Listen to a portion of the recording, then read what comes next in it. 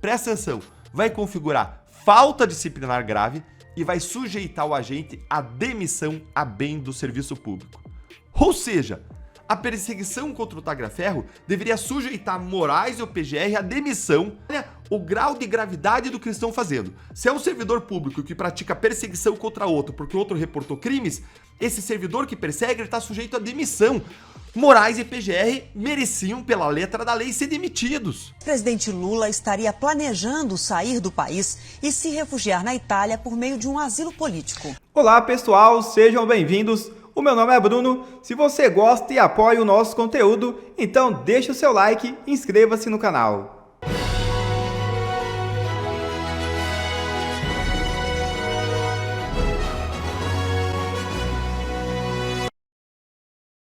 Moraes pede a extradição de Tagliaferro, que prepara o troco.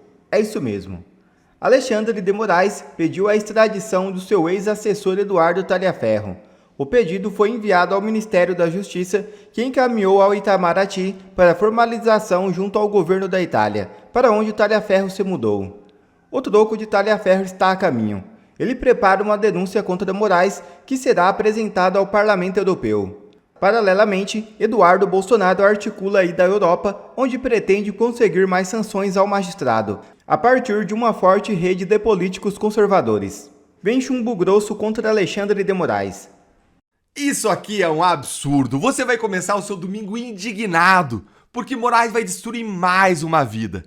Ele abriu uma nova perseguição judicial, dessa vez contra aquele assessor dele que trouxe à tona as ilegalidades do gabinete dele na Vaza Toga. E presta atenção, o ministro está prestes a destruir mais uma vida, mas calma, porque nesse caso tem uma luzinha lá no final do túnel. Tudo indica que o ministro vai tomar uma invertida, uma porta na cara e que ele vai passar uma vergonha internacional de novo. E esse é um dos maiores abusos de Moraes da história. Fica aqui que você vai entender e no final me diz se eu tinha ou não razão. Olha, eu tô quase indo pra igreja com a minha família, mas eu queria trazer pra vocês esse novo absurdo antes, porque quem ama se importa. E a indignação com a injustiça é outra face do amor. Esse vídeo eu tô fazendo um vídeo cheio de amor em relação a quem sofre, a vítima da injustiça e da perseguição. Então, nesse nosso encontro com justiça, eu vou te mostrar duas coisas. Primeiro, a denúncia e o pedido de extradição contra o ex-assessor de Moraes, que é a fonte da Vaza Toga, e por que essa perseguição é absurda, é abusiva. E segundo, se prepare, porque eu vou te mostrar como e por que o Moraes está prestes a passar mais um vexame internacional. Bora então aqui direto ao ponto com essa notícia aqui, ó. Dá uma olhadinha aí. A PGR, claramente agindo no interesse de Alexandre de Moraes, acabou de denunciar o ex-assessor do ministro Eduardo Tagliaferro por 4 crimes. Quais são eles, Eltan? Violação de sigilo funcional, coação no curso do processo, obstrução de investigação e tentativa de abolição do Estado Democrático de Direito. Gente, esses crimes aí viraram tipo pedra, que eles têm lá um monte de pedra para atacar em cima dos adversários, dos inimigos. Mas o que a PGR alegou, Deltan? Horas. O Tagliaferro, ele foi quem vazou aquelas mensagens do gabinete do Alexandre de Moraes que foram publicadas pela imprensa na série conhecida como Vaza Toga e que gerou o maior escândalo judicial da história do Brasil e do Supremo, com abusos atrás de abusos comprovados do ministro Alexandre de Moraes e dos seus assessores. Gente, coisa digna dos piores filmes de terror. E, note-se de passagem, coisa que resta impune, que não foi investigada e que não foi punida, mesmo as mensagens sendo legais. Não é um vazamento ilegal de mensagem, é um reportante, um whistleblower, alguém que sopra o apito, vai lá, denuncia os abusos e ilegalidades, e isso é claro que tinha que ter sido investigado. Ah, mas não, né? Eles são muito poderosos para isso. E aí, logo antes dessa denúncia contra o Tagliaferro, como se fosse um sinal até para que a denúncia viesse, Alexandre de Moraes pediu a extradição do Tagliaferro, ou seja, pediu que ele seja preso no exterior e trazido para o Brasil. E olha, lembra da Vaza Toga? Lembra de todas as ilegalidades, aqueles relatórios fraudulentos, o uso e a sua criatividade? Se você ficou tão horrorizado quanto eu com o que a Vaza Toga revelou, então senta o dedo no like e presta atenção, porque a denúncia e a extradição contra o Tagliaferro são duas das coisas mais maléficas, absurdas e ilegais que a PGR e o Moraes já fizeram até hoje. Por que, Deltan? Porque basta lembrar o que aconteceu, gente. Qualquer sombra aí de perseguição contra alguém que denunciou os abusos não é mera coincidência. Vamos lembrar que o Eduardo Tagliaferro ele foi assessor do Alexandre de Moraes até 2023. Ele era chefe do órgão de combate à desinformação do TSE. Se o Tagliaferro trabalhou com Alexandre de Moraes até 2023, como um dos seus assessores mais próximos, como é possível que a PGR denuncie o Tagliaferro por abolição violenta do Estado Democrático de Direito? Me conta. Só se a PGR estiver dizendo agora que o líder do golpe é Alexandre de Moraes. Aí faria sentido, porque até 2023, o que o Tagliaferro fazia, gente, era receber e executar as ordens diretas do Alexandre de Moraes. Ele atuava, inclusive, coletando provas e evidências contra a direita, contra o bolsonarismo, contra os réus do 8 de janeiro. Então, como assim a abolição violenta do Estado Democrático de Direito? Gente, não faz sentido nenhum. É puro lawfare, é pura perseguição política, é uso do direito como vingança contra quem trouxe à tona as ilegalidades que aconteciam dentro do gabinete do ministro. Mas ele não tem prerrogativa de foro. Mas se Alexandre de Moraes está processando isso, é porque Alexandre de Moraes seria vítima dos vazamentos. E ele jamais poderia atuar nessa investigação nesse caso. Mas ele não pode ser punido, o Tagliaferro, por crime de violação de sigilo funcional, porque o que ele fez é denunciar ilegalidades. Ele é um autêntico whistleblower, um soprador de apitos, um reportante de crimes. E você não pode punir quem denuncia ilegalidades cometidas pelo Estado. Olha o que a lei diz. A lei é clara, mas claro que você tem que também fingir que a lei ainda importa no Brasil. Olha aí, artigo 4º-C dessa lei, que é a 13.608. Além das medidas de proteção previstas na Lei 9.807, que é a Lei de Proteção a Testemunhas, será assegurada ao informante proteção contra ações e omissões praticadas em retaliação ao exercício do direito de relatar. Ou seja, existe um direito de relatar os crimes com que você toma contato dentro da administração pública. Se Tagliaferro entrou em contato com crimes e ilegalidades, como entrou, e ele trouxe isso à tona, ele tem direito de relatar isso.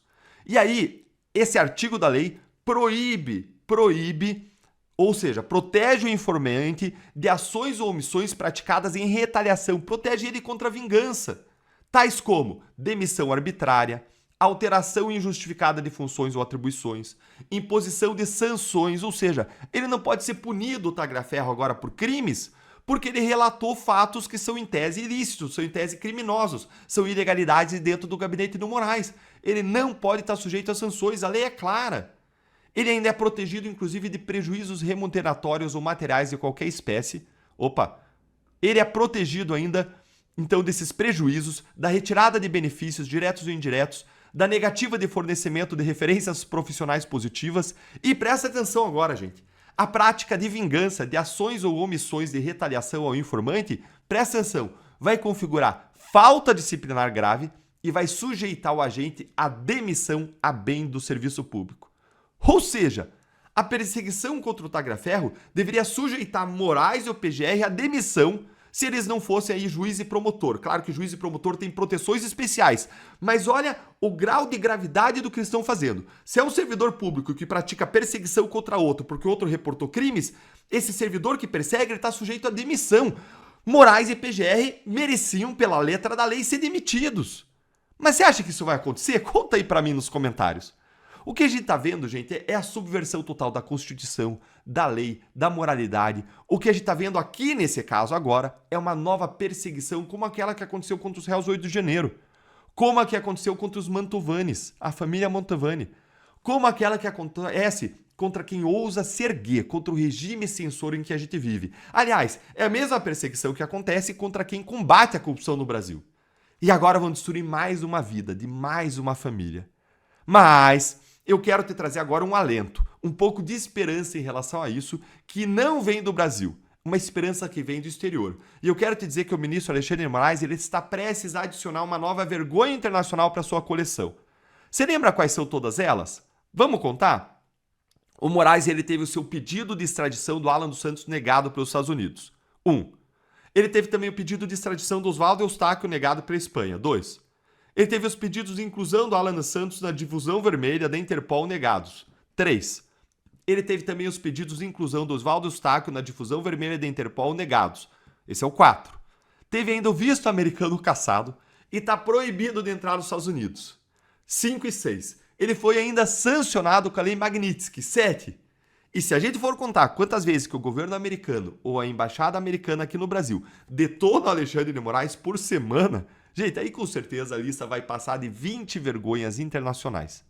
Pois bem, Moraes está prestes agora a passar mais uma nova vergonha internacional. Sabe por quê? Dá uma olhadinha aqui nessa análise do Procurador da República, Vladimir Aras, Procurador Regional da República. Ele é especialista em direito internacional, é um dos maiores conhecedores dessa área do país e inclusive já trabalhou na Comissão Interamericana de Direitos Humanos. Olha só o que ele disse lá no X sobre o pedido de extradição do Tagliaferro que o Moraes mandou para a Itália. Olha aqui, ó. Antes de pedir a extradição de pessoas acusadas de vazamentos de dados sigilosos, as autoridades do Estado requerente devem averiguar se tal conduta pode ser considerada como sendo a de um whistleblower, ou seja, de um reportante ou denunciante ou informante ou alertador. Segue aqui. Na minha opinião, como professor de Direito Internacional, em regra, se uma pessoa procurada no exterior for enquadrada como reportante pelas autoridades competentes, não deve ela se sujeitar à extradição. Isso deve acontecer sempre que as revelações feitas pelo denunciante representarem a livre expressão de pensamento em nome da proteção do interesse público relevante. Esses elementos identificam um whistleblower, conforme a jurisprudência dos tribunais de direitos humanos. E ele cita uma série de casos internacionais aqui que se reconheceu a defesa e a importância de se defender a figura do reportante do bem aí, do whistleblower. Essa é a realidade. Então, gente, isso é exatamente o que está acontecendo aqui no Brasil. Esse aqui que a gente está vendo, esse pedido de extradição, essa denúncia, é mais um abuso gigantesco do Alexandre de Moraes, que está perseguindo um whistleblower que é protegido contra a extradição por normas e convenções internacionais. E mais, está fazendo isso, essa perseguição, no foro que não é o competente, porque ele não tem foro privilegiado, estão fazendo no Supremo Tribunal Federal, e quando o próprio Alexandre de Moraes é impedido de julgar esse caso, porque é ele que teve suas ilegalidades acusadas, denunciadas pelo reportante. Então é uma ilegalidade atrás da outra. E tudo indica que Moraes aqui vai passar mais um grande vexame internacional, vai tomar uma porta na cara porque não vai ser extraditado. Escrevam aí. E se você acha isso tudo tão grave quanto eu achei, tão indignante quanto eu achei, me conta aí nos comentários. Um grande abraço e até o próximo vídeo. Olha a publicação de Alexandre de Ramagem no X. Em 2016, Lula planejou o asilo na Itália para não cumprir pena por corrupção e lavagem de dinheiro. A imprensa tratou como estratégia, não havendo discussão da irregularidade. Uma absurda parcialidade, tratamento desigual e criminoso. O mundo já acordou para a perseguição sórdida direcionada à direita, prioritariamente ao ex-presidente Jair Bolsonaro. E ex-mulher de Bolsonaro, mãe de Eduardo, Flávio e Carlos, é feita de refém por criminosos. Veja um vídeo. Cara, o que a esquerda fez com o nosso país? Junto com esse STF, com essa imprensa diabólica. Hoje de manhã, olhando aqui no celular, acaba de sair uma notícia, o Flávio Bolsonaro publica que sua mãe e os seus avós foram assaltados em casa. Só que a história é muito mais podre do que você imagina. Cara, essa semana sai a notícia de que 26% do Brasil está sob o comando de facção criminosa. Facção criminosa que apoia o Lula, que financia a esquerda, que é protegida pelo STF. Aí o Flávio Bolsonaro publicou isso aqui há 10 minutos. Acabaram de fazer minha mãe e meus octogenários avós de reféns na casa deles em Resende, Rio de Janeiro, e não foi um simples assalto. Graças a Deus, estão todos bem, mas foi mais de 1 hora de terror com arma na cabeça e boca tampada com fita adesiva. Os marginais chegaram abordando minha mãe, dizendo que sabiam quem ela era e querendo saber onde estava o dinheiro que o Bolsonaro mandava para os meus avós. Olha a putaria da desgrama desses filhos de uma quenga, eleitores do Lula e fãs do Moraes. Reviraram a casa inteira. Como não havia dinheiro, levaram alguns anéis e fugiram roubando o carro do meu avô. Já tomamos as providências, se Deus quiser, em breve esses marginais covardes serão encontrados. Tem que cancelar esses CPFs desses eleitores do Lula. Cara, puta que pariu. Não, agora é o vídeo. Agora é assistir esse vídeo aqui e ter calma no coração agora. Vamos lá. Tirou a luva pra botar o negócio na boca da gente, botar o silver tape.